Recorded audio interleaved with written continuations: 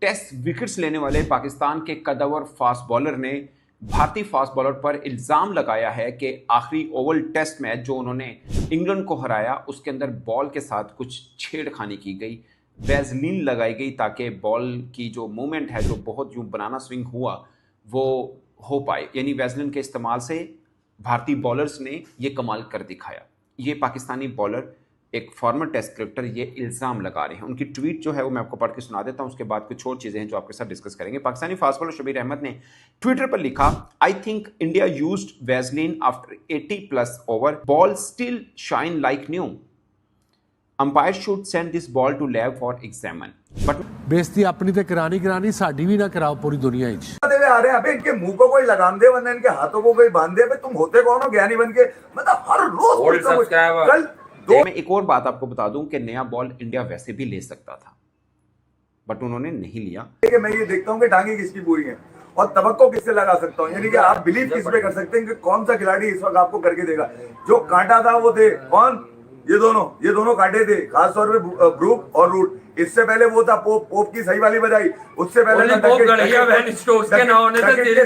Tight के Crawley को चूतिया बना के सही। मैं ये कह रहा हूँ कि यार क्रॉली ने कुछ भी नहीं किया इस मैच में। लंगड़े लूले तेरी लंगड़े लूले सब चलते हैं, बातें यार नोटों की। बैन स्टोक तो चलो फाइटर है, मगर ये जो अबे इनकी हाई लगी है इन दोनों की, ये बता दूं मैं। लगी है उसकी नफसाती मामू, रूहानी मामू और इसकी क्या कहते हैं माइकल बेबा की।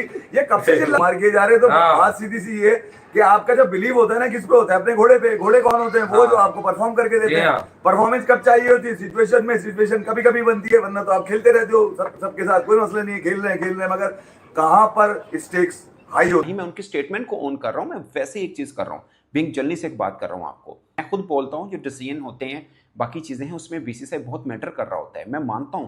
मगर क्रिकेटिंग डिसीजन पे बीसीसीआई या किसी का रसूख नहीं होता। इंग्लैंड क्यों अपने घर में हारना चाहेगा? ऑस्ट्रेलिया क्यों इंडिया से हारना चाहेगा? ये समझने की जरूरत है दोस्तों। ये बात अब मैं आपको बताऊं मजे की। WTC खैर ये तो एक फन क्रिकेट थी, उसके एक मैच की टिकट 20-25 पाउंड थी। आखिरी दिन है, 35 रन थे, 4 विकेट्स हैं, मतलब बिल्कुल खत्म मैच था। ऑनेस्टली स्पीकिंग मुझे लगा कि इंग्लैंड आराम से ले जाएगा। उस दिन मैच की टिकट कितनी थी? उससे एक दिन पहले मैच की 125 पाउंड, 150 पाउंड, 200 पाउंड, ये मिनिमम वाली टिकट्स थी। क्योंकि मेरे बहुत से दोस्त बर्मिंघम से ओवल गए थे मैच देखने, उन्होंने मुझे बताया था। ये मिनिमम वाली टिकट मैं आपको बता रहा हूँ। सोचिए टेस्ट मैच को देखने के लिए ये टिकट रखी हुई थी वहां पे।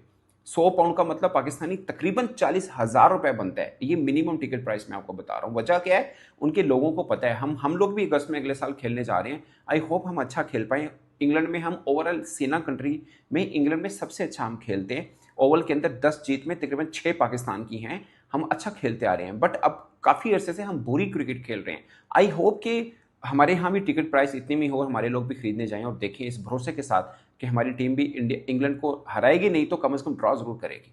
और मैं एक और आपको बात बता दूं, मैंने बहुत से पाकिस्तानी कुछ क्रिकेटर्स को फ़ोन भी किया, क्योंकि मैं मतलब रेड बॉल के साथ क्रिकेट नहीं खेलता, जैसे उसको टेक्निकली समझने के लिए। तो उन्होंने बोला कि डोमेस्टिक क्रिकेट मरहला शुरू होता है, सीरीज का ना पोस्टमार्टम होता है। जिससे पाकिस्तान की सीरीज खत्म हुई T20 वेस्ट इंडीज के खिलाफ, अब उसका पोस्टमार्टम हो रहा है कि क्या हुआ क्या नहीं हुआ। ये इसी तरीके से बहुत बड़ी सीरीज थी इंग्लैंड की और भारत की, जिसके अंदर आखिर वक्त में लग रहा था कि शायद जीते, लेकिन इंडिया की टीम ने शुभमन गिल की क़यादत में बेहतरीन काम किया और जिस तरीके से सीरीज को बराबर किया है वो क्रेडिट गोज टू, बल्कि मैं ये समझता हूं कि ज्यादा नंबर भारत के होने चाहिए। और भारत को इसके अंदर मेरी तरफ से तो फतह है कि जिस तरीके से आप ये देखो कि मैच 35 रन आखिरी दिन चाहिए, 4 ओवर और एक छक्का भी लग जाए वो भी। और इस सीरीज का जो हीरो है भाई वो है मोहम्मद सिराज। मतलब यार वो इंटरव्यू कह रहा है, कहने लगा भाई मुझे ऐसा, मैंने गूगल पे गया, मैं 8 बजे मैच के लिए उठता था, मैं 6 बजे उठा। और फिर बात यह कि यार बड़ी बेहतरीन चीज चल रही है और उसमें बड़ा अच्छा हुआ।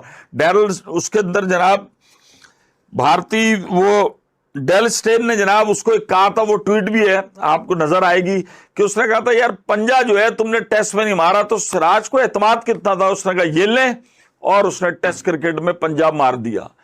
अब आप ये देखें कि हाँ अमूमन ऐसा हो जाता है कि वैसलीन यूज कर दी जाती है ताकि बॉल को स्विंग मिल जाए, मगर इंटरनेशनल क्रिकेट में बहुत मुश्किल है, इम्पॉसिबल नहीं है बट बहुत मुश्किल है कि वैसलिन का इस्तेमाल हो सके, खासकर इतनी नज़र जब अब कैमरास की भी रहती है, जब अंपायर को भी टेक्निकली बहुत साउंड होते हैं वो, और उनको चीज़ों का अंदाज़ा होता है, इवन कि वो विकेट कीपर की मूवमेंट को भी चेक कर रहे होते हैं कि वो बॉल कौन से फील्डर के पास ज़्यादा फेंक रहा है, वो ये भी चेक कर रहे होते हैं एम्पायर्स।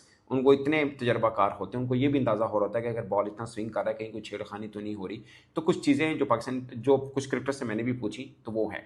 अब अगेन दोस्तों, शबीर साहब की जो बात है, वो खुद एक क्रिकेटर जो बात बोली, मैं ना ही उनके एलिगेशन को कोई सपोर्ट कर रहा हूँ, ना ही मैं कोई डिफेंड कर रहा हूँ सिराज को, बट मैं ओवरऑल जो परफॉर्मेंस हुई टीम इंडिया की उसमें बता दूँ 2020 से लेकर अब तक मोहम्मद सिराज, टीम इंडिया ने सीना कंट्री के अंदर 9 टेस्ट मैच जो जीते हैं जहां पे सिराज खेले हैं, उनकी विकेट्स हैं 51। उनमें से 6 में बुमराह ने भी बॉलिंग की है, यानी 3 में बुमराह नहीं खेले। जैसे अब इंग्लैंड टूर में जो मैच इंडिया जीता उसमें बुमराह नहीं खेला, 2021 में ब्रिस्बेन में बुमराह नहीं खेले थे। तो 9 टेस्ट मैच 2020 से लेकर अब तक सीना कंट्री में जो भारत जीता उसमें 51 विकेट्स हैं सिराज की। और एक मैंने देखा जब एशिया कप हुआ था श्रीलंका के अंदर, श्रीलंका के खिलाफ जो तबाहकुन बॉलिंग की थी, वैसे मैं हमेशा ये कहता रहा हूँ कि सिराज सीना कंट्री का बहुत तगड़ा है। मैं उसको आपको रिकॉर्ड भी कुछ बता दूंगा, he is a wonderful bowler इन सीना कंट्री। और ये बात ना स्टेक्स होते हैं, खाने वाला स्टेक मत समझ लेना। सिराज जैसे बॉलर खड़े होते हैं जो मौका मिले तो पूरी ताकत से 90 माइल्स पर आवर का, यार मतलब अबे 90 माइल्स यार मुस्तकिल 4 दिन से ओवर करोगे ना पांचों टेस्ट में उससे बॉलिंग और एफर्ट ही नहीं करोगे और चुतिया पे करोगे तो कुछ नहीं पाओगे। उसका ना वर्कलोड है ना उसके साथ कोई मसाजर है, उसको छोड़ा हुआ है उसके पीछे को, दिनेश कार्तिक को बार बार पूछता है सिराज कितनी दफा एक ही बात पूछ रहे, तू दिनेश कार्तिक बार कैसा लगा वो बता देगा तेरे को, साइड में आके ऐसा लगा फिर क्या करेगा।